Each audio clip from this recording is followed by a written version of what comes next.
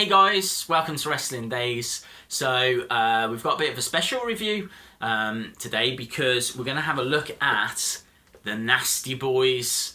Now these are two separate elites, but it doesn't make much sense to review them separately because they're a tag team and they were always a tag team. And so, you know, if you pick one up, you really do need to go and get the other one as well. They've done this before with like Legion of Doom, where they don't put them together in a battle pack as a basics. There are some good accessories with this. I mean, you want the glasses, you want the coats. They did always wear them as they were coming to the ring. So I understand why they've included that, and in order for them to do that, they've had to make them as two elites. I'm cool with it. It's just, it just costs a bit of money. You know, I mean, these two have cost about £36. That's quite a lot of money to spend on, like, the Nasty Boys. But I did enjoy them when I was a kid. I specifically, as a kid, enjoyed their finish move. They had a finish move called the pit stop, and what they would do is they'd put their arm up like that, and they'd get their opponent's head and they'd shove it right in their armpit, their opponent would then be stumbling around the ring and everything. It was proper cheesy. Thankfully, I was young at the time, so I just thought it was funny. But I could imagine getting pretty frustrated with it if I was watching someone doing that now. But they were good in the ring, you know. They could do some stuff. They weren't high flyers or anything like that. They were absolutely brawlers. They did well in AWA, and then they came over to WWE, WWF at the time. Jimmy Hart was their manager. And I think it was WrestleMania 7. They actually beat the Hart Foundation, Bret Hart and Jim the Anvil Neidhart, Natty's dad. They actually beat those two for the tag team championships. These guys are WWE tag team champions. And then they had a few feuds and other matches and whatnot. But in all truth, they weren't actually around in WWE for that long. They was in it for a few years. But then they went to WCW. And I've got to be honest, I never really watched a lot of WCW. I saw bits, but I couldn't really tell you about the feuds that these guys had. But I know they were WCW Tag Team Champions as well. So, yeah, you're talking about one of the most decorated tag teams in the history of the division. And for me, just one of the most fun. You're going to have, like, they were great heels. And they knew how to be great heels as well. How shall we do this? Well, that's the front of the box for Brian Knobbs, and you can see that you get the trench coat and the glasses, first time in the line. Got a picture of him on the sides. Looks like a punk, really, doesn't he? He's got that kind of punk vibe.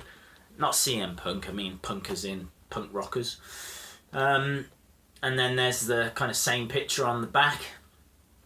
And it says that he was 6'1", 295 pounds. He was from Nastyville, which I can only imagine is right next door to Dudleyville. Signature moves, the pit stop that we spoke about, and trip to Nastyville. Career highlights, World Tag Team Champion, WCW Tag Team Champion, and WCW Hardcore Champion, which I didn't realise actually. I didn't know Brian Knobbs had been WCW Hardcore Champion. Other ones in this series, we've got Kalisto, we've got Xavier Woods, Triple H, Jerry Saggs, and Neville as well in that. So that's Brian Knobbs. And then we've got Jerry Saggs. Jerry Saggs, exactly the same, the coat and the glasses. That's the picture of him on the side. Picture there. And a slightly different picture on the back. Actually, looking at this one, that's a different picture on the back as well. He's pointing on that one and he's not pointing on that one. Not that it makes a massive difference, but hey-ho. And it says that he's 6'3", 290 pounds. He's from Nastyville. Finishing moves, pit stop, trip to Nastyville. World Tag Team Champion, WCW Tag Team Champion. So, yeah, you know, Brian Knobbs obviously has got that hardcore WCW belt achievement to his name as well. So let's get these open and we'll have a look at the figures themselves. Okay guys, so managed to get them out of the packaging. That's what they look like outside of the box. But the thing that jumps out to me the most is there is a beautiful surprise on the back. Absolutely brilliant. Look at that. Look at the detail on the back of those jackets. These jackets I honestly thought were just going to be black all the way around. Completely forgot they used to have that on the back. But that is just fantastic detail. That really, you know, when you see these in the boxes, you're not going to know that that exists.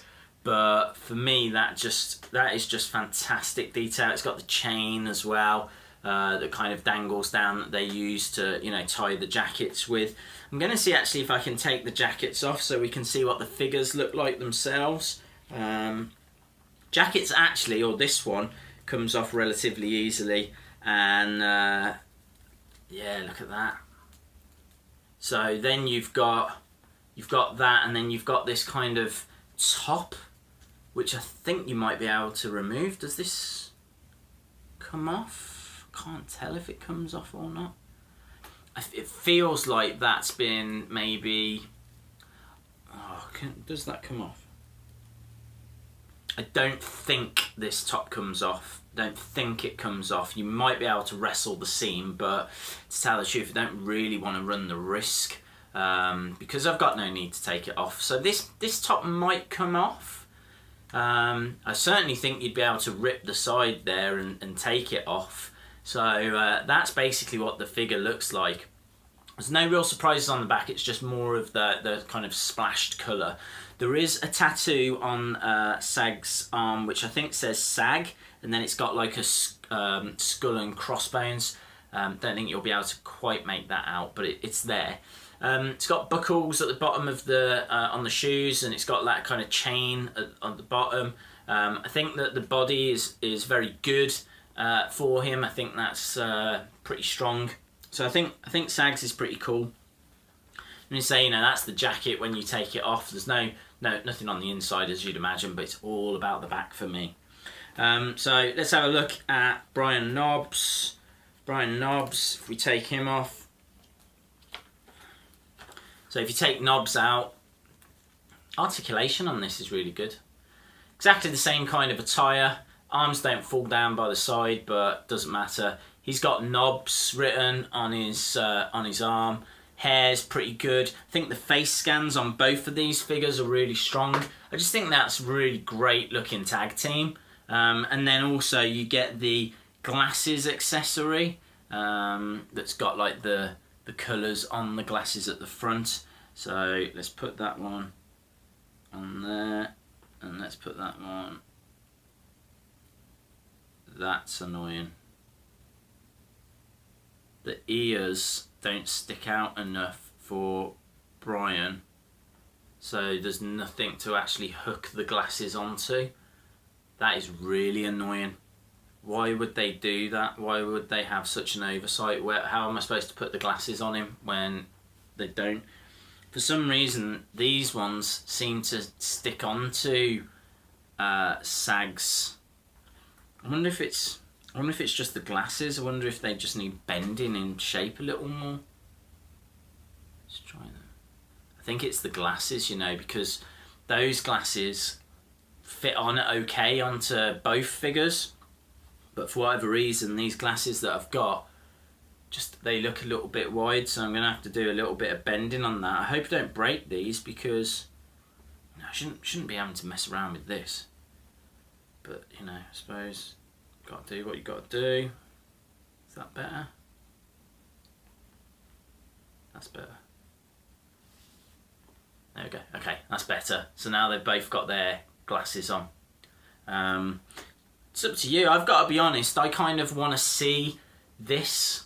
So I think what I might do is when I display them, have them so I can see the back of that, because that is awesome, and then maybe have them standing in front like something like that. So I think these are great figures. I honestly don't know what else you could put with these to really finish them off. I think that the glasses are a little bit annoying, but I love these jackets. I would give this a really good 9, you know. I think that they're quite expensive to buy them, but I think you are actually getting some good stuff with them.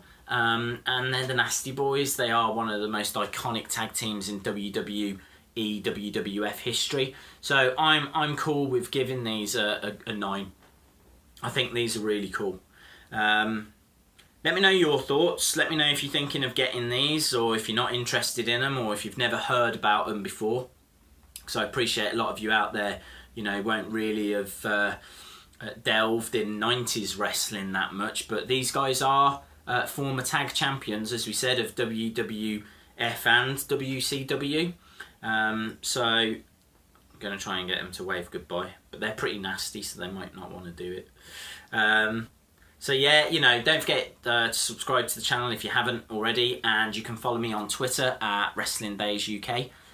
From me, Nobs, and Sags, thanks a lot for watching, and hopefully see you again next time. Bye for now. Really hope these glasses don't fall off, because they'll be a nightmare to put back on. That'll do. See you next time.